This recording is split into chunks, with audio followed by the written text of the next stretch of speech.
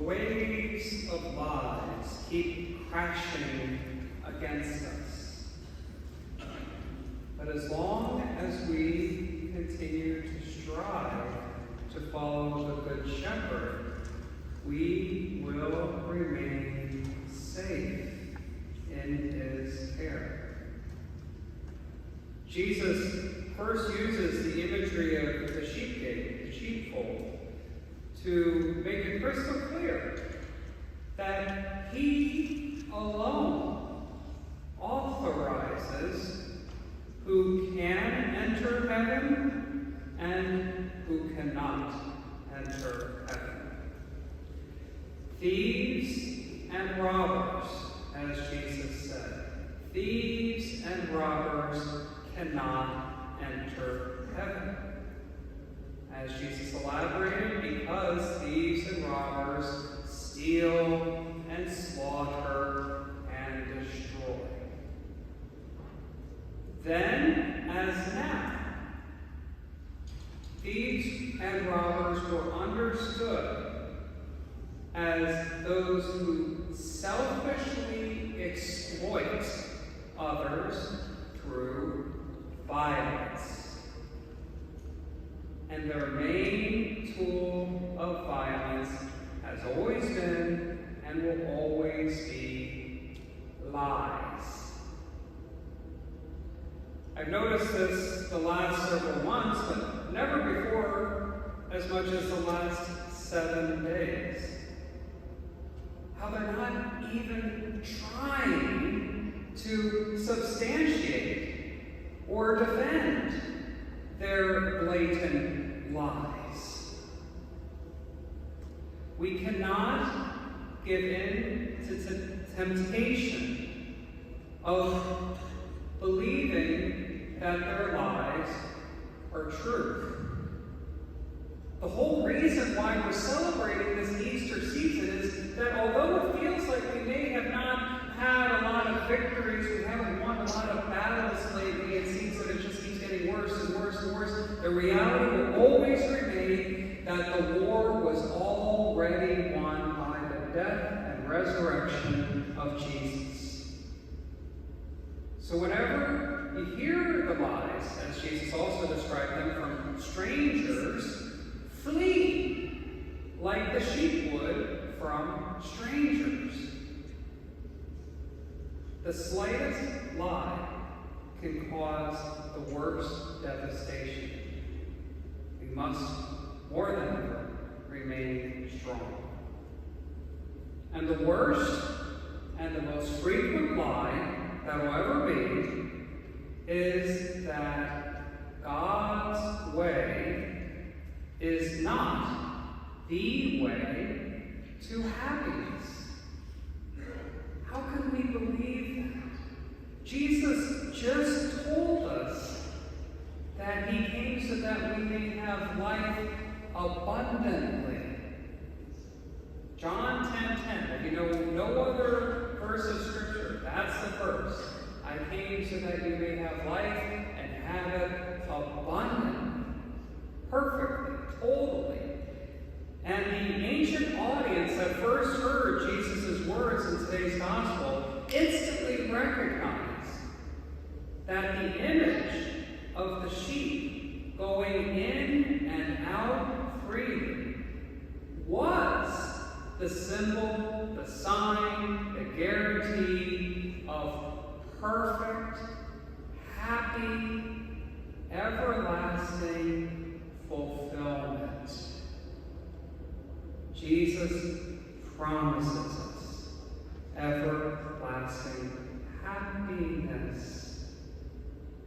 And the second reading elaborates that we show that we accept this promise by patiently persevering in love of God and others, just as Jesus patiently persevered in his love of us. And in this world that seems to be overwhelming us with noise and evil and confusion, we can rest assured that we are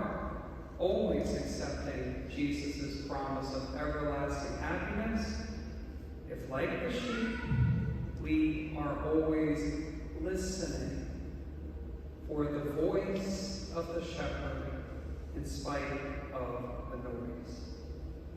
The voice of the shepherd that calls each of us by name. The voice that will always guide us into becoming more and more our authentic best.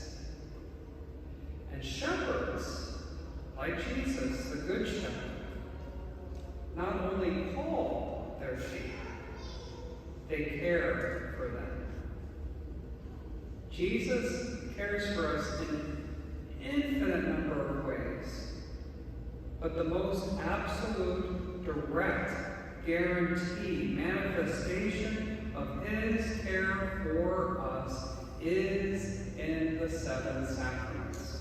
Whenever any of the sacraments are done, we know Jesus, his presence, his power, his love is absolutely, undeniably present and completely present.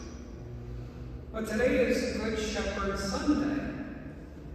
It's the day where we as a church focus on one of those 7 sacraments, the sacrament of holy orders, specifically the priesthood. I am more convinced than ever, and I've been convinced for years, that the main reason why our world's gone crazy is because most men called by the Good Shepherd to become priests have not said yes. For one reason or another, they will not say yes to the priesthood and to its one and only job. We have only one job: to get as many people through that sheepfold as possible into heaven. And yes, we do that, again, definitively by giving the other 6 sacraments. But in a most specific way, we do that by dedicating our lives to the truth. And every single priest has sacrificed at least 7 years of their lives to pursuing in seminary their understanding of the truth. But that's not nearly enough. Every priest must dedicate every moment they have to spare towards learning about the truth, learning how to defend the truth, because the truth is inexhaustible. The truth is our weapon to conquer evil. We have this responsibility to empower you with the eternal truth, which is also the presence of God. Jesus said, I am the way, the truth, and the life. It is our job to empower you to open the eyes of others with the eternal, indestructible truth. In spite of the fact that many, especially in the media, have been relentless with their attacks on the truth, especially this last week. It's amazing how one story can make them go haywire. Oh, everything that they said is true is a lie. The truth, in spite of what they say, is not harmful. It is the greatest necessity. And in spite of the fact that I continue to be an extremely broken person, trying to become better, trying to become more like Christ, in spite of that, Jesus still will use me to convey the church, to bring people around. Because it is precisely through the truth that Jesus, the Good Shepherd, will lead us all into heaven.